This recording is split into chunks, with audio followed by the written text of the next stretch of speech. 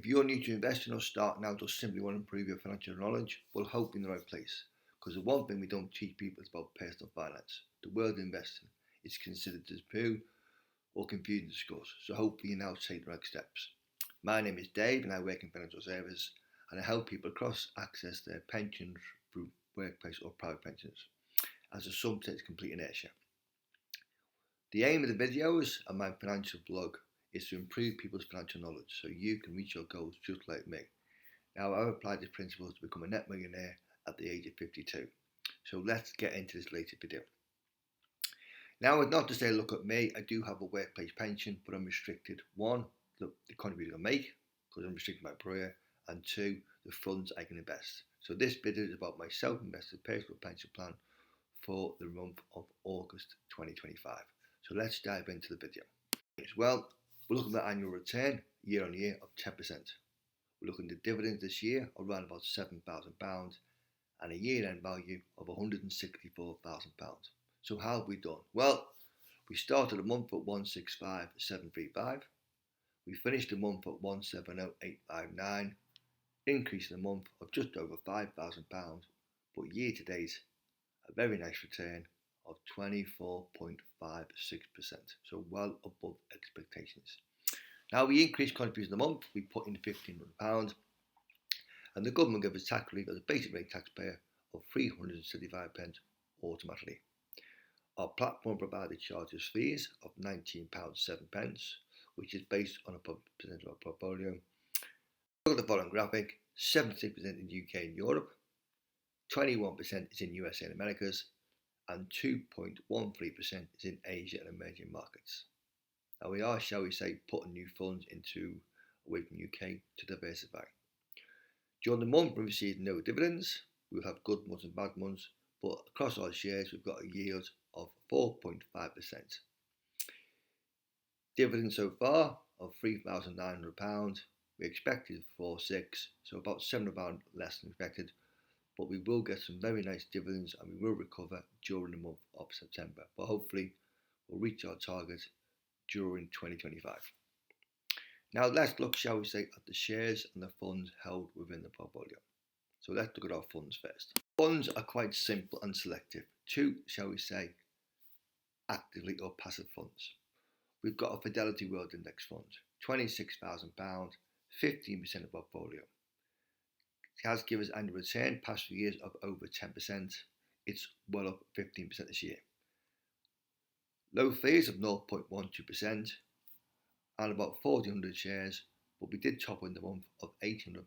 Why? Because we, shall we say, we want to invest away from the UK. Just switch off, it does what it said it did. Our second one is more, shall we say, active. It's an LNG technology fund. Owns about 250 shares, slightly higher fees of 0.32%, but nearly £19,000, 11% of our portfolio. Now, we've stopped topping the funds up, but the tech sector had a great result last few months, last few years. Who knows what will happen, shall we say, in America? But it was done for a reason, diversification, and shall we say, it's proved very worthwhile in recent times. So two funds, we show no reason to sell in the short term, but we are actually topping up a Fidelity Index fund because we were solely UK based. Now let's look at the funds or the shares held within the portfolio. At the moment we own 15 funds, 13 in profit, 2 shares in loss. 74% of our portfolio, of which 65% is in the FTSE 100 and 9% in the FTSE 250. Total share value of just over £126,000. Now, where do we hold the funds? Well, our largest hold at the moment is Aviva, the insurance company. 5,174 shares, £33,000, nearly 20% portfolio. Has got a nice yield around about 8 and 9%. Has been on buy street lately, very cash rich. Great results recently and liked by the market, and it will pay a nice dividend at the start of October. We own loads of banking group, nearly 38,000 shares, £30,000, 700 portfolio. Will give us a nice yield, shall we say, around about 4 or 5%, dividend payable early September. Has struggled, shall we say, in the past few weeks, because let's just say, is there going to be some kind of banking tax and the card scandal? But results were very good recently. We own HSBC, 1,295 shares, £12,500, 7% portfolio. Does pay a nice quarterly dividend, but it's probably the worst performer recently ahead of recent results because of what's happening, shall we say, overseas. But it is a very good company. We own Barclays Bank, 3,280 shares, nearly £12,000, 7% of portfolio. Again, a nice yield around about 4-5%. Will pay a nice dividend in, shall we say, September, and did have very good results recently. Now, away from the banks, we own Drax, the biomass product maker. 1,336 shares, £8,500, 5% of portfolio. Has had a good run lately, but it has struggled recently because of, shall we say, some kind of accounting scandal, some kind of whistleblower. But they've had them in the past, what happened in the future, but they are subsidised, but they are cash rich, and they do pay a very nice yield. Now back onto the insurance company LNG, 2,412 shares, nearly £6,000, 3% of portfolio. Very good results lately, shall we say, a major player in the pensions and insurance market in the UK through auto enrolment, and it has got a yield around about 9%, and it will pay a very nice dividend at the end of September. A company that struggled recently though is Greggs. We own 299 shares from the baker, nearly £5,000, 2.8%.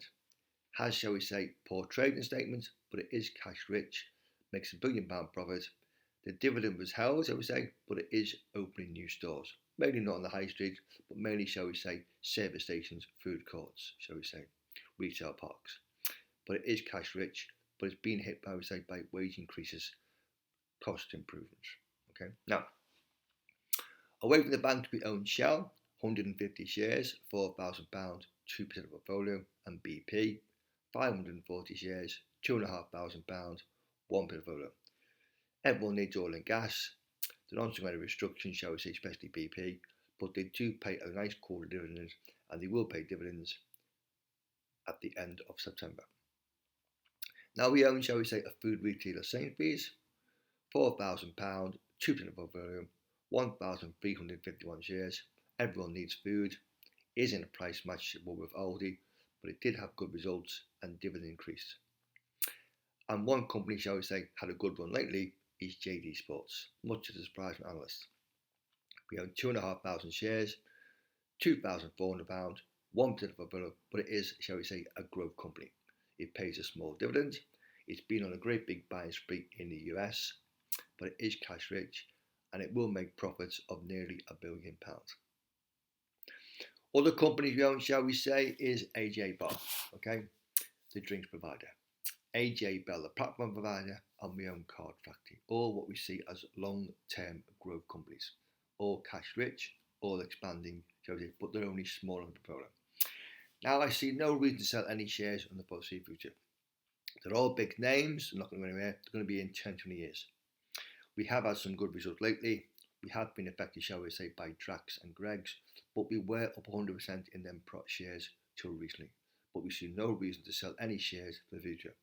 But it just goes to show, if you think long term, you invest on a regular basis within a tax wrapper, a pension wrapper example, you can create a sizable portfolio.